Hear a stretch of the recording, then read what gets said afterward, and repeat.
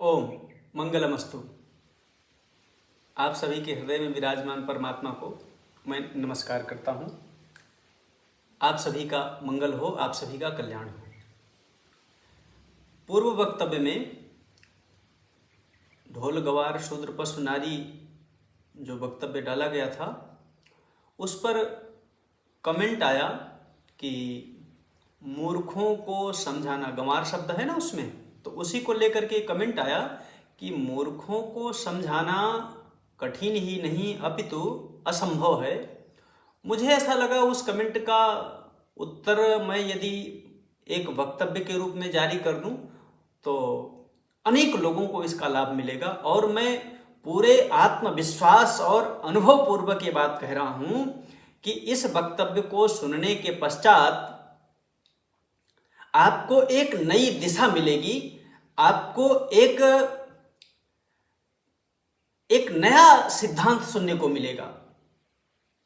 संभव है कि आपने न सुना हो, और यदि मान लीजिए कभी कहीं धोखे से सुनने को मिल भी गया होगा तो उसको आपने या तो समझा नहीं होगा या जीवन में धारण नहीं किया होगा या उधर ध्यान नहीं दिया होगा। तो आइए आगे बढ़ते हैं। मूर्खों को समझाना कठिन ही नहीं असंभव है। सबसे पहले यह समझते हैं कि मूर्ख कौन है। देखिए, एक और बात निवेदन कर दूं, यदि आप अपने मन में पहले से कोई बात बैठा के रखेंगे कि आप जो पहले से मान रखे हैं वही उतना ही सत्य है, तो आप सत्य की ओर आगे नहीं बढ़ सकेंगे।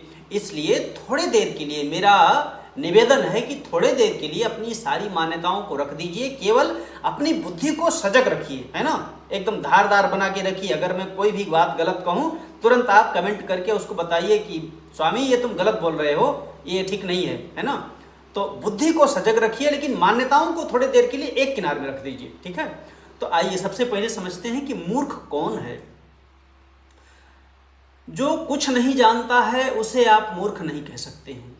जो अधूरा जानता है उसे भी आप मूर्ख नहीं कह सकते हैं, क्योंकि यदि कुछ ना जानने वाले को और अधूरा जानने वाले को आप मूर्ख की श्रेणी में रखेंगे ना, तो एक बड़ा अनर्थ होगा कि दुनिया के सारे अध्यापक और सारे विद्यार्थी मूर्ख की ही श्रेणी में आ जाएंगे। क्यों?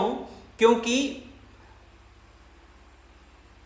जितने अध्यापक हैं सर्वज्ञ कोई नहीं है, सबके सब अधूरा ही जानते हैं। हाँ, ये बात अलग है कि कोई अध्यापक किसी विषय में अधिक पारंगत है, कोई अध्यापक उनसे कम पारंगत है, मतलब सर्वज्ञ नहीं है उस विषय के।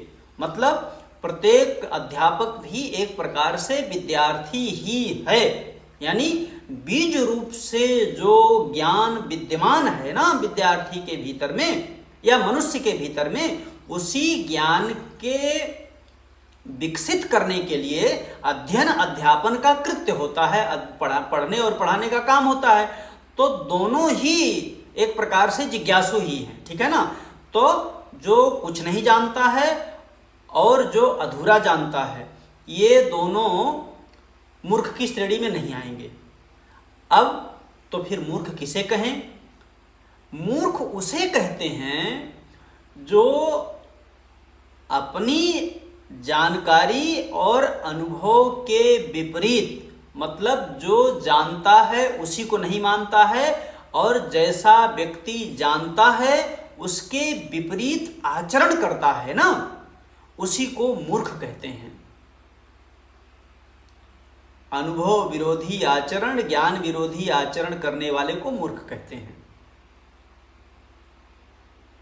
तो जब भैया वो स्वयं अपने ही अनुभव का आदर नहीं कर रहा है, अपने ही जाने हुए सत्य ज्ञान के विपरीत आचरण कर रहा है, तो यह निश्चित है कि वह आपकी बात आपके समझाने से नहीं समझने वाला है। अब आइए जरा ये समझते हैं कि किसी भी व्यक्ति के भीतर समझदारी आती कब है?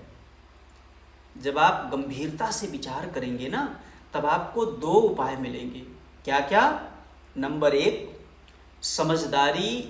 देखो, प्रत्येक मनुष्य के जीवन में दुख है। दुख ही वह उपाय है जो प्रत्येक मनुष्य को या प्रत्येक दुखी को या प्रत्येक नासमझ को समझदार होने के लिए विवश कर देगा। आप परेशान ना हो इसके लिए। एक नंबर दुख। दूसरा नंबर, कोई भी नासमझ व्यक्ति तब समझता है जब वह किसी ऐसे समझदार व्यक्ति के संग में पड़ जाए जो ज्ञानी है। मतलब ऐसे किसी व्यक्ति का संग मिल जाए जिसका अनुभव, जिसका ज्ञान और जिसका आचरण एक हो, करनी, कथनी और रहनी एक समान हो। एक दोहा याद आ गया, कभी हमने सुना था,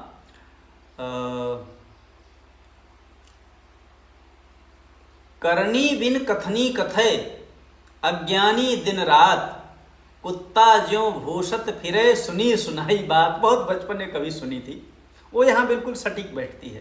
तो इसलिए आपको किसी को समझाने का प्रयास नहीं करना है। तो क्या करना है, आप अपने आप को समझदार बनाएं। अर्थात आप अपने अनुभव और अपने ही ज्ञान के विपरीत कभी आचरण न करें। यहाँ किसी के मन में ये प्रश्न उत्पन्न हो सकता है कि आप बार बार अपना अनुभव, अपना ज्ञान कहते हो, ये क्यों नहीं कहते कि शास्त्र विरोधी आचरण ना करो, जो धर्म ग्रंथों में लिखा है उसके विरुद्ध आचरण ना करो। अरे मेरे भाई, धर्म ग्रंथों में आपके अनुभव से अलग कुछ थोड़ी लिखा हुआ है। ऐसे मनीषियों का, ऐसे ऋषियों का जो अनुभव का संग्रह है ना, उसी को तो धर्म ग्रंथ कहा जाता है।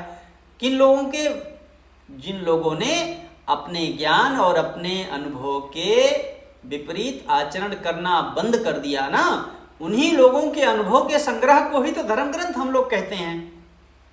और धर्म ग्रंथ क्या चीज है?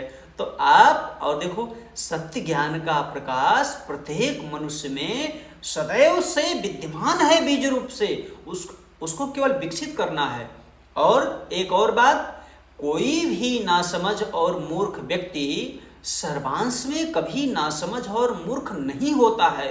बीज रूप में प्रत्येक मनुष्य के भीतर समझदारी विद्यमान है। किसी दोष के कारण से वह, दोष क्या है? सुख का लालच। सुख के लालच के कारण से वह अपने ज्ञान के विपरीत आचरण कर बैठता है। तो जब आप किसी नासमझ को देखें तो आपके भीतर करुणा उत्पन्न होनी चाहिए, उसके प्रति घृणा का भाव नहीं आनी चाहिए, है ना। आपके भीतर करुणा आए कि हे परमात्मा, इसके भीतर से यह नासमझी, यह मूढ़ता निकल जाए। ऐसी प्रार्थना कर दें भगवान से। और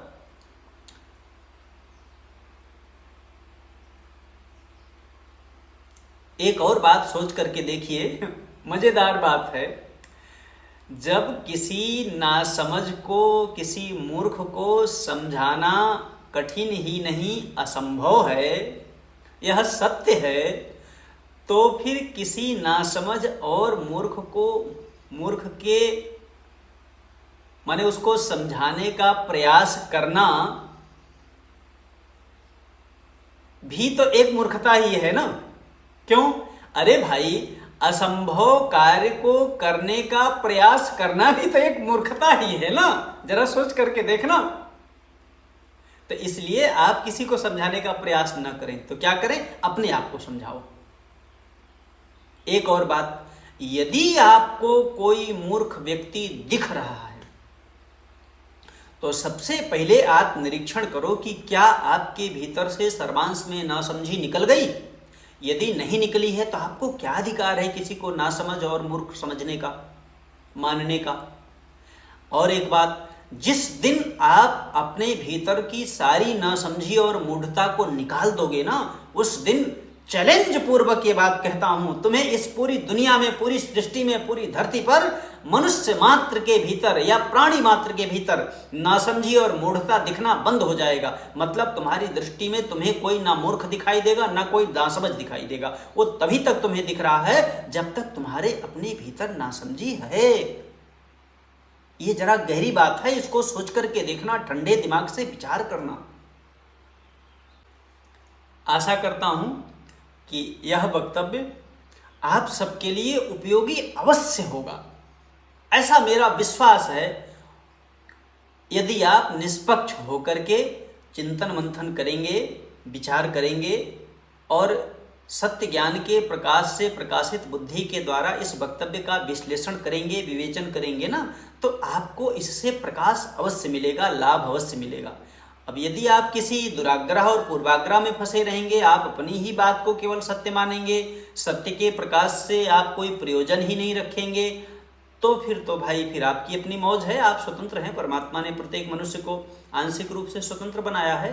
तो यदि आपको ये उपयोगी लगे तो अपने मित्रों से भी इसको साझा कर सकते हैं या साझा कर दीजिए। और यदि आप चाहें, आपको उचित लगे, तो इस चैनल से आप जुड़ भी सकते हैं। चैनल से जुड़ने का मतलब है मुझसे जुड़ना, मुझसे जुड़ने का मतलब है सत्य से जुड़ना।